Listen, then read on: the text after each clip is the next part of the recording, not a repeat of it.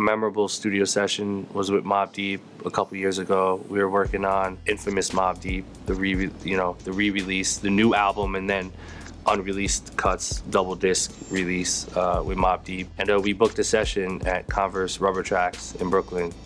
And it was the first time I actually met Prodigy.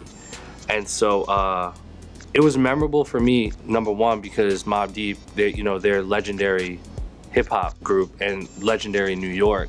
Just, they just embody just the legendary aspect of hip hop music. So I got in there and I walked in and we like immediately clicked. Havoc was sitting there with his pad ready to write. I was just basically going in there and in my mind I was playing music that I wanted to hear Mobb use. And it wasn't us, sitting down and like, yo, what kind of beats you looking for? What kind of, let me hear what you're doing so I can get a vibe and then make something from scratch. It was literally me walking in, plugging in my hard drive and saying, yo, peep this, boom. And then Hav starts writing. 15 minutes later, he goes into the booth, lays something down. Then I'm like, yo, peep this, boom.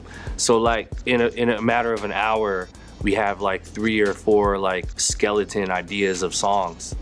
And then, Prodigy comes in and he does his part. And so we were just, the energy was so fast. And I kind of knew that going in because those guys are pros. These guys have been doing this for so long, way longer than I have. So this is clockwork for them. So from that point on, I knew what to do. I knew sort of what their chemistry was. And that if I was invited to the studio, I need to bring my A game and make sure that I have enough ammunition for them to, shoot. So, and that's what we did. So that was special for me. I called Chuck and I said, Chuck, did you hear this? And he was like, yo, Hank, I was listening to the same thing. Next thing you know, the whole studio is just packed. It's a party. There's literally like about 15 blunts. Run DMC and their whole crew get off the bus. Every one of them just like walks by Del, picks up his head, just walks by. So he's like, yo, what's all that red about? He's like, what do you mean? My name is Red. What do you mean what that red about? My name is Red.